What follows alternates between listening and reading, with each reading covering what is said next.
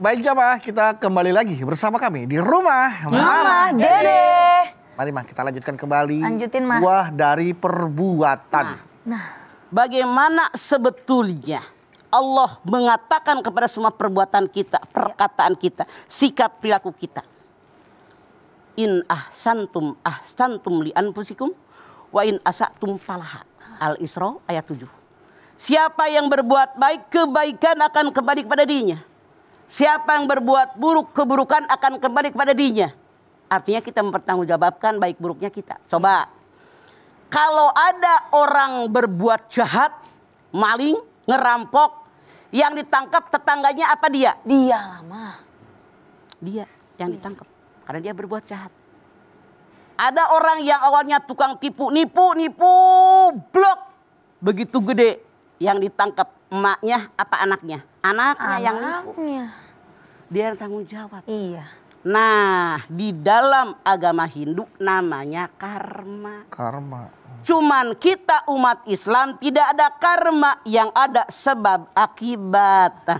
Cuman punten, kita ini kan bergaul di masyarakat, kebanyakan terpengaruh dengan kalimat-kalimat orang. Ya. Itu hukum karma, tahu? Padahal dalam Islam nggak ada hukum karma, yang ada sebab akibat. Orang berbuat baik, hasilnya baik. Baik. Orang berbuat buruk, hasilnya buruk. Hasilnya buruk. Hati-hati dalam kita bersikap perilaku sehari-hari.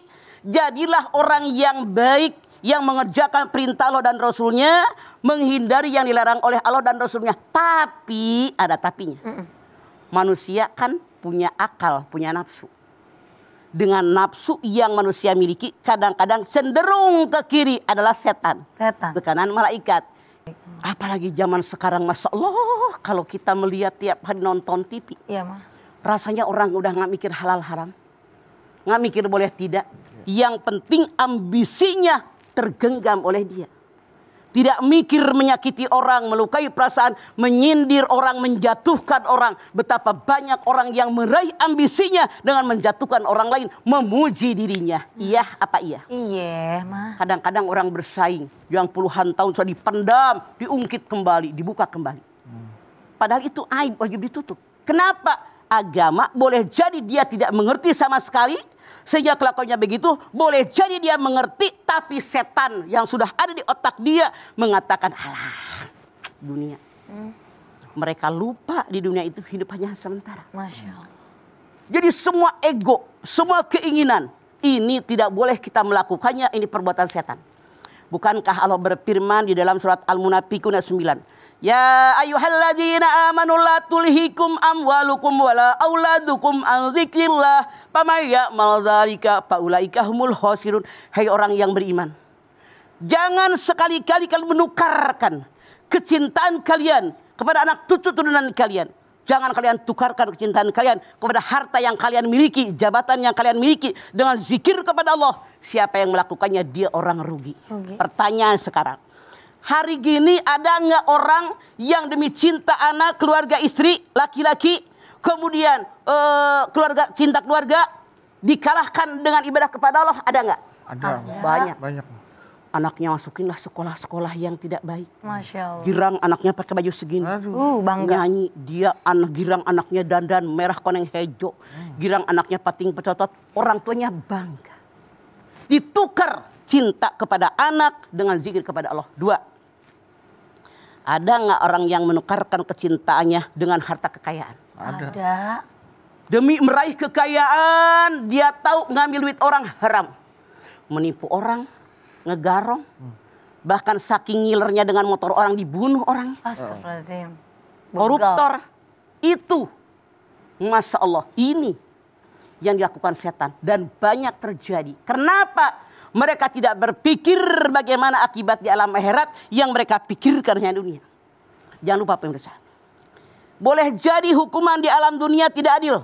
Ya. Banyak orang berbuat baik belum mendapat pahala kebaikan. Banyak orang berbuat jahat belum mendapat ajab kejahatan. Tapi pasti hukuman di hadapan Allah pasti terjadi. Itulah yang terjadi. Sehingga Allah berfirman, "Faman ya'mal mithqala dzarratin khairan yarah, wa man ya'mal mithqala dzarratin syarran yarah." Artinya, Barang siapa yang berbuat kebaikan, walaupun sebesar biji jaro, dia akan mendapatkan balasan sebesar biji jaro. Balasan kebaikan. Balasan kebaikan. Barang siapa yang berbuat keburukan, dia akan mendapatkan balasan walaupun sebesar biji jaron, dia akan mendapatkan balasan keburukan sebesar biji jaron. Ini pemirsa yang anak saya katakan. Dan ini nyata. Iya, Ma. Makanya jangan anggap Allah segitu doang. Segitu doang. Makanya disebut biji jaroh itu ada ulama mengatakan, pernahkah kita berdiri di depan jendela, di depan pintu, di sana ada cahaya matahari. Jendelanya, pintunya terbuka. Kelihatan nggak debu-debunya? Kelihatan. Itu maksudnya. Saking kecilnya debu yang pada lewat, itulah yang disebut dengan biji jarah. Saking kecilnya, hampir nggak nampak kan? Tuh coba ada matahari di jendela. Iya. Jadi sini. Kayak inilah pas kita garuk-garuk ketombe jatuh kayak gitu kali ya Maya. Ketombe mah gede. Masih gede ya Maya? Itu lebih kecil dari ketombe. Lu ketombean. Enggak, mau pakai peci. Garuk mulu. Pakai ini. Oh enggak. Ayo pasang iklan aja ketombe ya. Baik, kalau gitu Mama, nanti kita lanjutin lagi ya, Mama, Mas Bedu ya. Nah, jamaah tentunya buah dari kebaikan atau buah dari perbuatan akan kembali dibahas oleh Mama. Tapi buat Anda yang menantikan jawaban dari pertanyaan Instagram di @rumahmamadede_tv1, tenang ya, setelah ini Mama akan menjawabnya. Yang ada di studio juga boleh siapkan pertanyaan ya untuk Mama. Tetaplah bersama kami jamaah di rumah Mama Dede.